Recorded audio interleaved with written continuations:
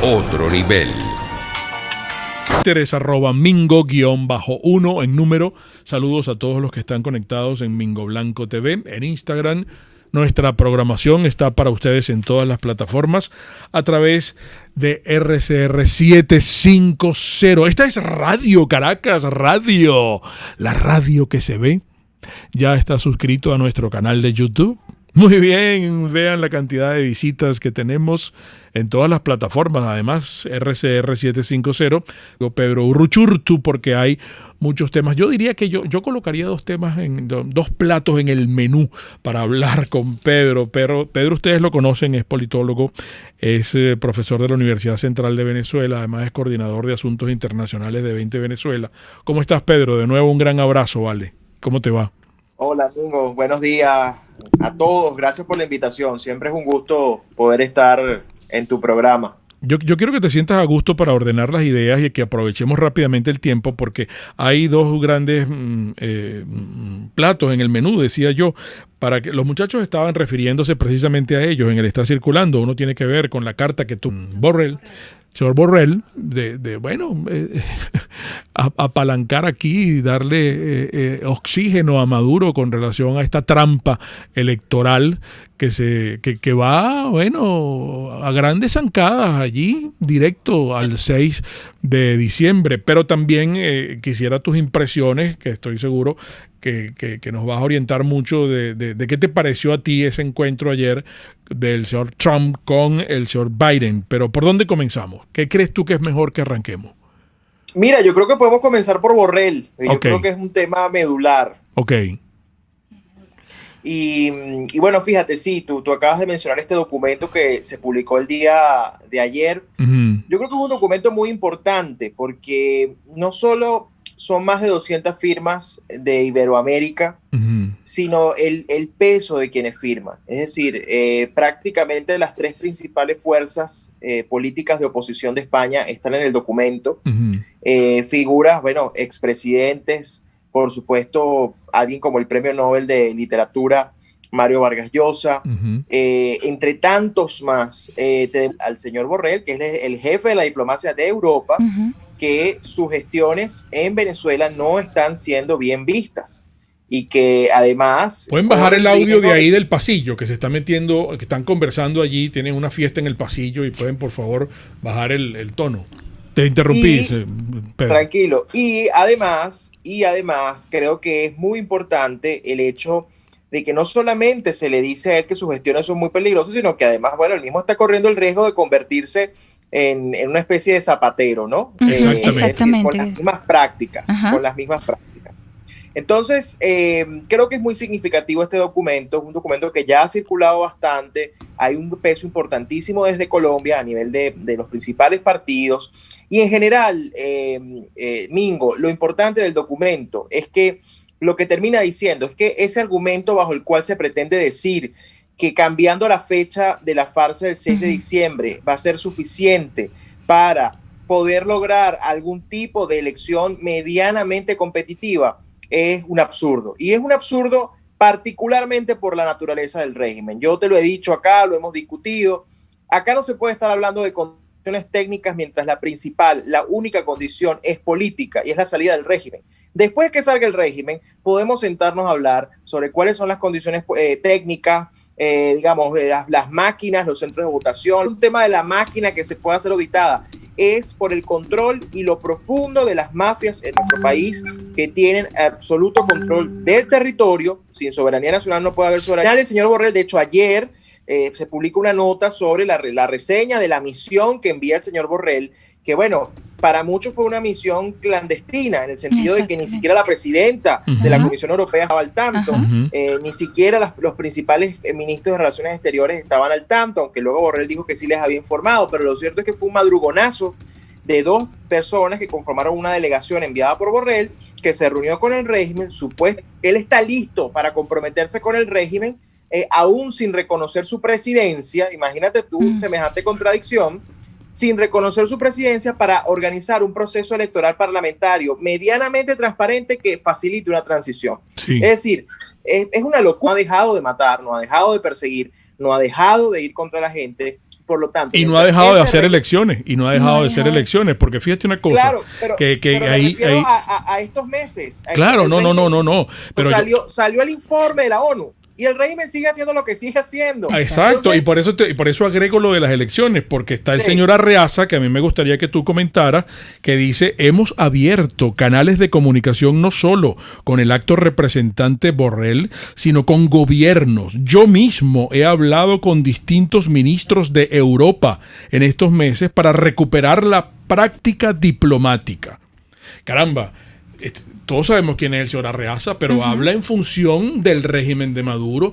¿Qué eco tiene eso en la comunidad internacional comparativamente con el eco que pueda tener esta carta de rechazo a la actividad de Borrell? Mira, al final, obviamente el régimen se va a mover, como dicen por ahí, los rusos también juegan.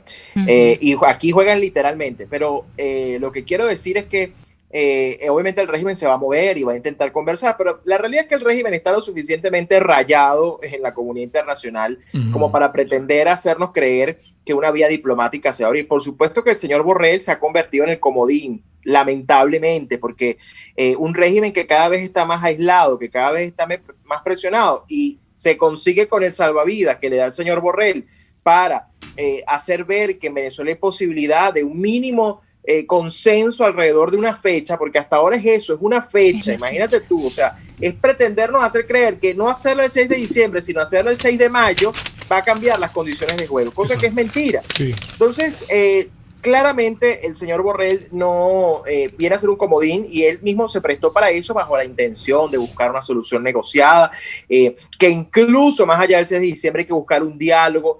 Esta gente pareciera que no entiende. Por suerte, también hay que decir, Mingo, que Borrell no es la Unión Europea. Borrell no es los gobiernos de la Unión Europea. Dentro de los gobiernos de la Unión Europea hay posiciones muy firmes contra el régimen venezolano. Luego del informe de la ONU que lo acusa directamente de crímenes de lesa humanidad, mucho más, Borrell es el gobierno de España, que se está valiendo de las gestiones del señor Sánchez, del señor Pablo Iglesias, para intentar convencer y para, ¿me escuchan? Sí, para intentar convencer y para intentar persuadir a Europa desde el gobierno de España. Recordemos quién es el señor Borrell, fue ex canciller de Pedro Sánchez. Sí, es que una especie de otro Zapatero, ¿no?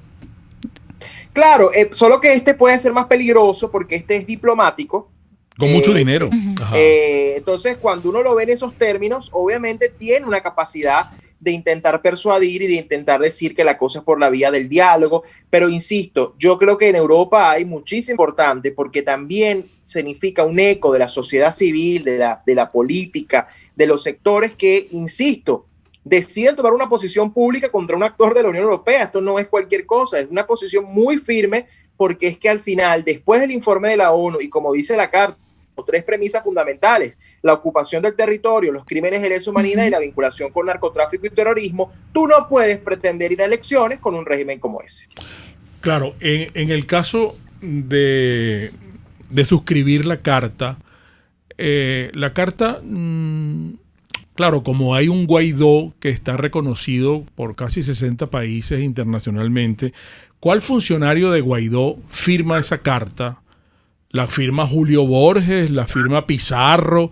¿La firma Guaidó? El señor Julio Borges, delegado de Guaidó, bueno, dice que se avecina un fraude monumental en Venezuela y ellos se han movido, pero yo veo que como hay tanta fractura en las oposiciones venezolanas, yo no sé si eso también está encaminado y está con el mismo empaque, pues, ¿no? Pedro, mira, te saludo antes de... Pedro, sí, hola, Pedro, ¿qué tal? Disculpa, pero hola, también quería comentarte esta carta que suscribieron, esta misiva que ustedes, que son más de 200 personas que firmaron, también está avalada por por el Partido Popular de España, Vox y Ciudadanos, ¿no? Correcto. Como lo decía al principio, está suscrita por las tres principales fuerzas de oposición de España en este momento, que no es poca cosa, porque además es el país de Borrell. Ahora, sobre el tema del funcionarios del gobierno interino, no hay funcionarios del gobierno interino. De hecho, el único... Sí, ¿me vas a preguntar algo? ¿Por qué? Bueno, ellos están, final, o sea, el gobierno interino quiere elecciones. Lo que pasa es, bueno, aquí yo digamos, ¿cuál es mi análisis en todo esto?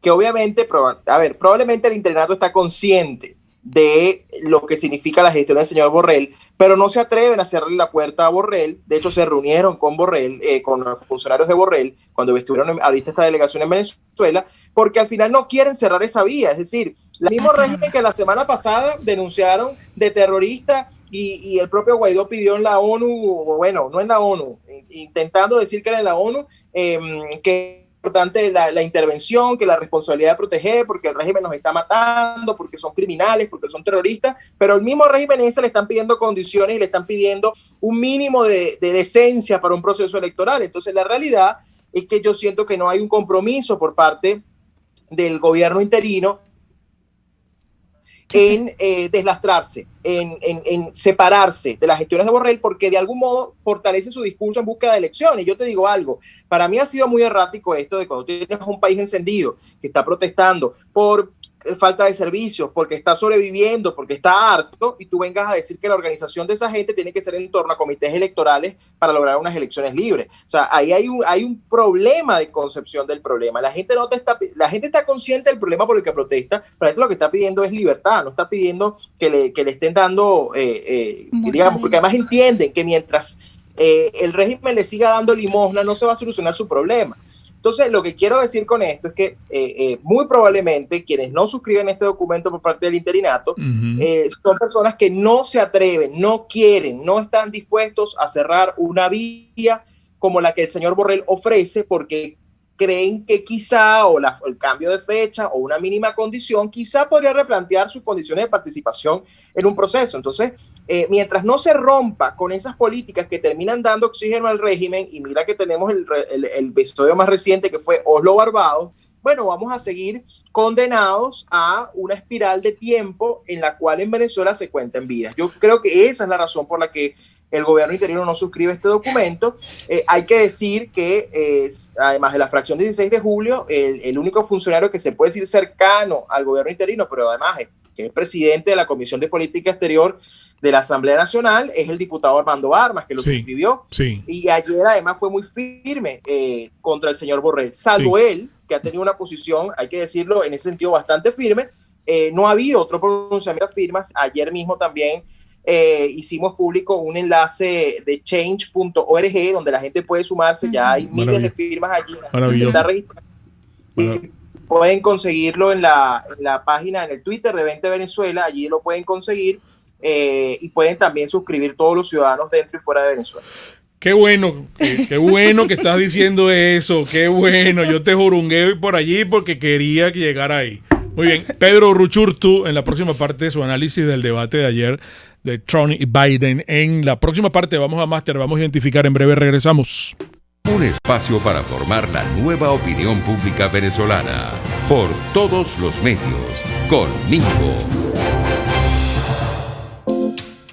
Vamos en publicidad. ¿Alguien está cumpliendo años? La señorita Erika. Bueno, ustedes saben qué están haciendo en la pastelería del Corso en estos momentos. El maestro Checoto, el maestro Carlos, la reina Lucía. Bueno, ellos me preguntaron el domingo, mira, ¿qué torta más le gusta a la señorita Erika? Yo le digo, bueno, a ella le gusta el chocolate, pero no tanto. Ah, bueno, le vamos a hacer algo de Nutella con fresas, con crema pastelera, pero también con más Nutella. Pero bueno, le van a hacer algo allí. Usted, ¿por qué no encarga este fin de semana? Ya mañana es jueves, viernes, sábado, domingo. Bueno, alguien va a cumplir años. Esa torta tiene que ser de la pastelería del Corso. De arequipe, brazo gitano, guanábana, marmoleada, 1000 hojas. La 1000 hojas de arequipe, no sé si ustedes han probado, es una locura. La ópera, la profiterole, la santonoré, la selva negra, la selva blanca, la de trufas con bizcocho, con chocolate y profiterole. Uy, qué rico. Anoten el teléfono para que reserven con su velita y todo. 941-1971. En su Instagram también, Pastelería del Corso. Es la pastelería italiana por tradición y excelencia. Aquí está voy a mostrarlo por este lado del empaque para que ustedes puedan ver de lo que les estoy hablando. Les estoy hablando de un cubrebocas, de un tapabocas. Pero este es el tapabocas que se debe usar, que se debe portar, porque este es el tapabocas de 3 pliegues. Para espacios donde hay polvos, no tóxicos, por cierto. Esto es muy importante lo que les estoy diciendo, pero esto es máxima comodidad y protección. Estoy hablando de Produzca. Produzca ha traído estos productos, que de hecho hay unos chimbos que están en el mercado, así que usted tiene que tener mucho cuidado. Yo quiero que usted se ponga de acuerdo con nuestros amigos de Produzca para que los pueda obtener. En su Instagram es @produzca.ve, www.produzca.com. Eso es seguridad en tu empresa de los pies a la cabeza. A usted le gusta la mortadela, pero no esa mortadela chimba chavista que están regalando por allí, ni esa salchicha chimba que lo pueden indigestar. No. Comercializadora Prada. Ay, con la auténtica, con todos los embutidos maravillosos, mucho más económicos, mucho más frescos y se los llevan a su casa. ¿Ok? Qué rico, de verdad. Todos los quesos, telita, guayanés, el palmizulia, el pecorino, la mantequilla. Yo encargué el lunes una mantequilla que la probé y es deliciosísima, mucho más económica. Yo encargué 250 gramos de mantequilla. Como viene sin marca, es mucho más económica. Yo quiero que la pruebe, hágame caso. Y bueno, déjenme decirles que les estaba comentando que ya tienen el queso Tentación. ¿Por qué usted no encarga y se da ese gustazo? Un triangulito así de queso Tentación. Que tú estabas dando una receta maravillosa con un poquito de miel y unas nueces por arriba y al horno, un toque técnico. ¡Wow! ¡Qué ricura! Usted va a... bueno, el pecorino que estaban mostrando aquí. El 0424-134-6035. Redes sociales. En Twitter, @RCR750. La radio que se ve. Ellos sí que no saben nada.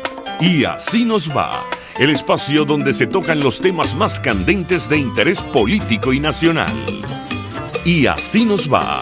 En este programa, la picardía y el humor inteligente son los protagonistas. Pura cabilla. Lara y Hernández descosen y revelan los secretos más oscuros del acontecer político. Y así nos va.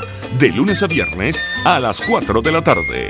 Por RCR 750 AM. RCR 750 AM, porque lo bueno une. Ir y escuchar.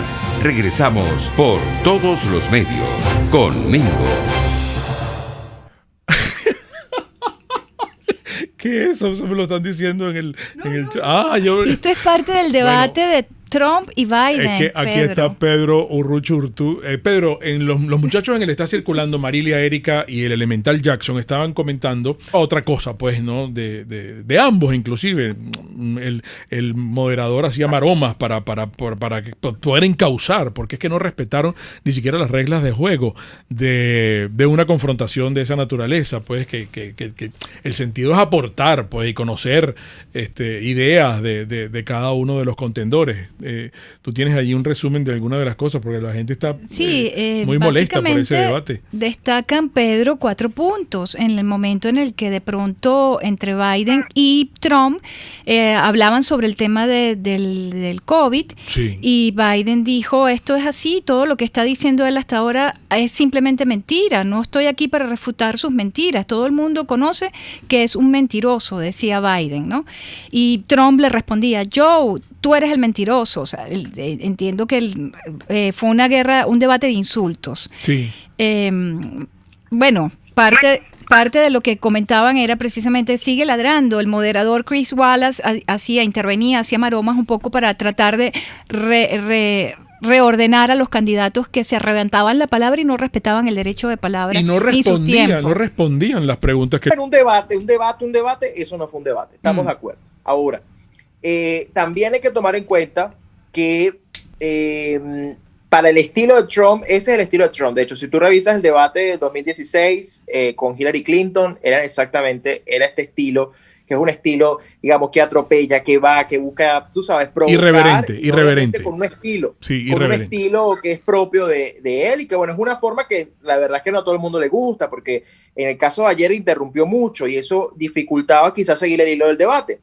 Por otro lado, teníamos a un Joe Biden que la verdad es que hay que reconocer que lo primero que sorprende es que aguantó los 90 minutos. De hecho, una de las grandes apuestas que uno podía leer en redes era que, digamos, iba a salir derrotado muy fácilmente, y la verdad es que aguantó bastante.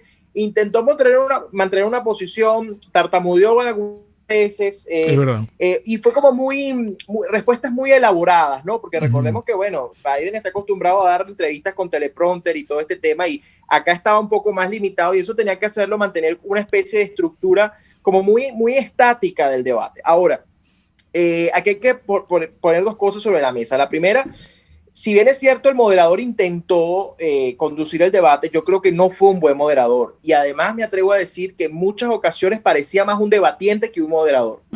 Y eso desde el lado, incluso, y además parcializado. De hecho, si tú revisas la opinión pública, hay una clara parcialización hacia Biden por parte de este moderador, que mucha gente pensaba que iba a ser más bien dócil con Trump porque era de Fox, y todo lo contrario. Eso por esa parte. Y lo otro que creo que hay que decir acá, y yo entiendo el arte del debate y los argumentos, pero la verdad es que acá, primero, los debates en Estados Unidos poco influyen en la decisión del votante. Es decir, el que va a votar por Trump ya está decidido, el que va a votar por Biden está decidido también.